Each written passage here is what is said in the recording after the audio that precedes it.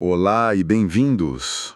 Olha, a conversa de hoje promete, porque o clima do material que a gente vai analisar é de altíssima tensão. Totalmente. Imagina assim, o fundador de uma organização prestes a visitar uma filial que está, em rebelião.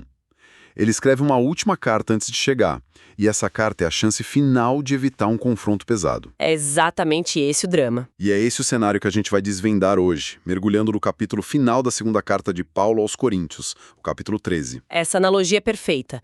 A atmosfera ali é muito carregada. Paulo está indo para a terceira visita dele a Corinto, que é uma comunidade que ele ama, mas que, nossa, tá cheia de problemas, divisões e até gente desafiando a autoridade dele abertamente. É o clímax de uma conversa longa e por vezes bem dolorosa, né? Exato. E para guiar a gente nessa análise, nós estamos usando trechos de duas bíblias de estudo, a Holman e a Nova Almeida atualizada. O legal delas é que não trazem só o texto, mas também as notas de rodapé, os comentários que funcionam quase como um guia de bastidores. Uhum. Então a nossa missão aqui é entender como Paulo navega essa crise. Ele começa com uma advertência que soa quase como ameaça e termina com uma das bênçãos mais conhecidas do mundo. Pois é. É uma verdadeira aula de liderança sobre pressão, sabe? Misturando disciplina, um apelo pastoral e uma teologia, assim, profundíssima. Ele não está só tentando ganhar uma discussão, ele está tentando salvar a comunidade. Certo. Então vamos começar. O capítulo já chega com o pé na porta. Paulo diz, esta é a terceira vez que vou visitá-los. E logo em seguida ele manda, se eu for outra vez, não os pouparei. Não é uma visita amistosa, né? Nem um pouco. E para mostrar que não é blefe, ele diz que toda a questão vai ser decidida por boca de 2 ou 3 testemunhas. Isso soa muito formal, quase legalista. De onde vem essa ideia? E é intencional que soe assim. Ele está citando diretamente a lei mosaica lá de Deuteronômio. Ao fazer isso, Paulo está comunicando uma coisa fundamental. Ele não vai agir com base em fofoca ou na emoção do momento. Certo. Ele não é um tirano chegando para punir quem ele quiser. Pelo contrário, ele está prometendo seguir um processo justo, um processo ordenado, sabe? Para lidar com os problemas que continuam ali na igreja. É um jeito de dizer, olha, a situação é séria e eu vou tratar com a seriedade que ela merece. Que ironia, né? Porque enquanto ele se preocupa em seguir um processo justo, os coríntios estavam exigindo uma coisa bem diferente dele. As notas mostram que eles queriam uma prova de que Cristo falava através de Paulo. Exato. Eles queriam um show, uma demonstração de poder. Um desafio direto. Totalmente. E a resposta de Paulo a esse desafio é uma das coisas mais, contraintuitivas de todas as cartas dele. Ele não faz uma lista dos milagres, ele não mostra o currículo de apóstolo, ele simplesmente vira a noção de poder de cabeça para baixo. Como ele faz isso? Porque a lógica do mundo diria para ele mostrar força, certo? A lógica do mundo, sim, mas ele opera com outra lógica. Ele diz, lá no versículo 4, que Cristo foi crucificado em fraqueza, mas vive pelo poder de Deus. E aí, em vez de se afastar da fraqueza, ele se associa a ela. Ah, entendi. Ele diz, nós também somos fracos nele, mas viveríamos com ele pelo poder de Deus para o bem de vocês. É impressionante. É como se ele dissesse, vocês querem a prova do poder de Cristo em mim? Olhem para minha fraqueza, porque é aí que o poder de Deus se manifesta, igualzinho na cruz. No nosso mundo, um líder esconde a fraqueza a todo custo. A todo custo. É um risco, né? Uma vulnerabilidade que pode ser explorada. E ele faz o exato oposto. Ele apresenta a fraqueza como se fosse a credencial dele. É uma ideia que vira a nossa cabeça do avesso. Eu lembro de um executivo me contando uma vez que a coisa mais poderosa que ele fez foi admitir para a equipe inteira que ele não tinha a resposta para um problemão da empresa. Uau! E a vulnerabilidade dele, em vez de minar a autoridade, uniu a equipe de um jeito que, sabe, nenhuma demonstração de força teria conseguido. Paulo está falando de algo parecido, mas num nível espiritual ainda mais profundo.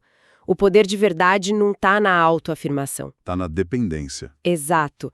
Na dependência de um poder maior que se aperfeiçoa justamente na nossa incapacidade. Sabe, a gente esperaria que, depois disso, Paulo continuasse se defendendo, talvez explicando melhor essa teologia da fraqueza, mas o que ele faz em seguida é uma jogada de mestre, quase uma virada de judô. É genial. Ele se recusa a continuar nesse jogo de provar a si mesmo. É uma jogada de gênio, tanto na retórica quanto no pastoreio. No versículo 5, ele vira o espelho para eles e diz: examinai-vos a vós mesmos, se realmente estáis na fé. Provai-vos a vós mesmos. Ele devolve o teste. Exato. Ele pega o teste que eles queriam aplicar a ele e devolve, falando: olha, antes de me testarem, testem a si mesmos. Isso muda toda a dinâmica da conversa. Ele está dizendo que o problema não é a legitimidade dele, mas a autenticidade da fé deles. Exatamente. Ele desloca o foco. É como se dissesse: vocês querem uma prova de Cristo em mim? Primeiro, provem que Cristo está em vocês. Ele coloca eles numa sinuca de bico pastoral, entende? Totalmente. Se eles passarem no próprio teste, se eles têm uma fé genuína, Cristo habita neles, aí eles naturalmente vão reconhecer a autoridade de Cristo em Paulo. Agora, se eles forem reprovados, Aí o problema deles é bem maior. infinitamente maior do que questionar um apóstolo. A própria salvação deles estaria em jogo. Uau! É uma forma brilhante de forçar uma introspecção. E essa atitude de colocar o bem-estar deles acima da própria reputação continua, né? As notas destacam a oração dele no versículo 7. Sim. Ele diz que ora para que eles não façam mal algum. Mas o que me chocou foi o motivo por trás disso. O motivo é a chave de tudo. Ele não ora para que, eles se comportem e ele pareça um apóstolo bem-sucedido, aprovado. Certo. Não. Ele ora para que eles façam o bem e aí ele adiciona, mesmo que nós pareçamos reprovados. Isso é incrível. Ele está basicamente dizendo, eu prefiro que vocês achem que eu sou um líder fraco, um fracasso, contanto que vocês estejam no caminho certo. Quem lidera assim hoje em dia? O ego dele parece não entrar na equação. Pouquíssimas pessoas. O objetivo dele não é ganhar a discussão, não é ser validado. O objetivo é restaurar a saúde da comunidade. É uma redefinição completa do que é sucesso na liderança, né? Sem dúvida. O sucesso dele não é medido pela reputação, mas pela maturidade espiritual da igreja. Ele está disposto a ser o reprovado no teste deles, se isso significar que eles são aprovados no teste de Deus. O que se conecta perfeitamente com o que ele diz logo em seguida sobre o propósito de toda essa autoridade que ele alega ter. Ele não está fazendo esse discurso todo para poder chegar lá e punir todo mundo. De forma alguma, o versículo 10 é o resumo da filosofia de liderança dele. Ele diz que está escrevendo essas coisas duras, estando ausente, para que quando estiver presente não precise usar de rigor. E aí vem a frase de ouro. Segundo a autoridade que o Senhor me deu para edificação e não para destruição. Para construir, não para destruir, exatamente. A autoridade espiritual, na visão de Paulo, nunca é um fim em si mesma. É uma ferramenta. E como toda ferramenta, pode ser usada para construir ou para demolir. Paulo insiste que a dele foi dada com um propósito construtivo, fortalecer, curar, edificar a comunidade. É por isso que ele prefere usar as palavras duras de uma carta, que podem ser lidas e relidas, a ter que usar ações disciplinares severas cara a cara. A carta é uma tentativa de evitar o pior, então. Exato. É a tentativa dele de usar a ferramenta de longe na esperança de que o trabalho de correção já esteja feito quando ele chegar. Então, depois de toda essa tensão, essa conversa sobre disciplina, testes, autoridade, o tom muda. Muda completamente. Nos versículos finais, é como se a tempestade passasse e o sol aparecesse. É uma virada impressionante. Totalmente. Ele passa do modo juiz para o modo pai. Isso. Ele começa a fazer uma série de apelos positivos, construtivos. Ele fala: aperfeiçoai-vos, consolai-vos, sede de um mesmo parecer, viver em paz. É um chamado à ação, um chamado para restaurar a comunidade. E no meio desses apelos, ele diz uma coisa que pode soar meio estranha para a gente hoje. Saudai-vos uns aos outros com ósculo santo.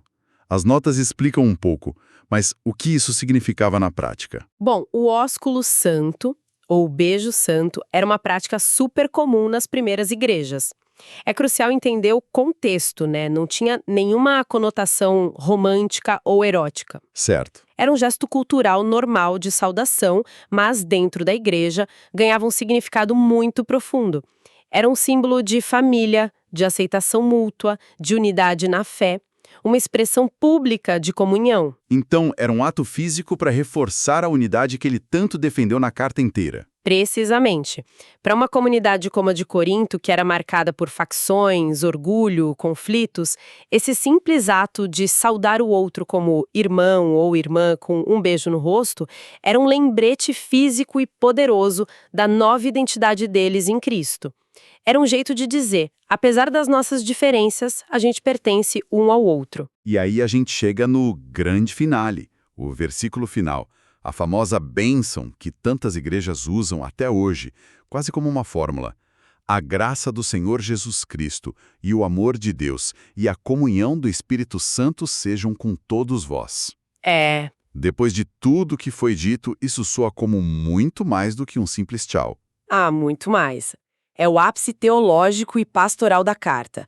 As notas de estudo estão certíssimas em destacar que essa é uma das mais claras bênçãos trinitarianas de todo o Novo Testamento.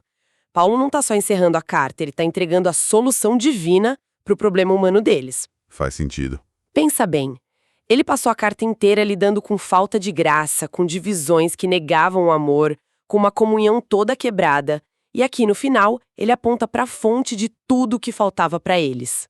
Cada pessoa da Trindade oferecendo remédio específico para a doença deles. Exatamente isso. A graça imerecida que vem de Jesus Cristo, que perdoa as falhas e os desafios à autoridade, o amor inabalável de Deus Pai, que é o fundamento da identidade deles como família, e a comunhão, a participação mútua, que é a obra do Espírito Santo unindo pessoas diferentes num só corpo. Nossa! Não é uma fórmula mágica, é um lembrete profundo de que a vida comunitária saudável que ele tanto deseja para eles não é algo que eles possam fabricar sozinhos. É um presente que flui do próprio ser do Deus Trino. Uau! Olhando para trás, a jornada por este único capítulo é imensa. A gente começa com uma advertência quase judicial, passa por um chamado profundo ao autoexame que vira o jogo e aterrissa nesse abraço de paz, numa bênção que ecoa através dos séculos. É uma jornada e tanto. Mostra de uma forma muito poderosa que disciplina e amor, autoridade e serviço não são opostos, né? São duas faces da mesma moeda pastoral. Sem dúvida, e isso deixa a gente com uma questão provocativa para pensar. O capítulo inteiro, como a gente falou, gira em torno desse paradoxo central. A verdadeira força se manifesta na fraqueza. Paulo defende a autoridade dele não exibindo poder, mas se identificando com a fraqueza de Cristo na cruz. Certo. A questão que fica pra gente, então, é: fora de um contexto estritamente religioso, como essa ideia de poder na fraqueza poderia desafiar de verdade as nossas noções de hoje sobre liderança, influência e sucesso? O que significaria na prática, no nosso trabalho, na nossa família, na nossa comunidade, liderar a partir de um lugar de vulnerabilidade e serviço, em vez de domínio e autoafirmação? O que realmente aconteceria se a gente admitisse mais vezes que não temos todas as respostas?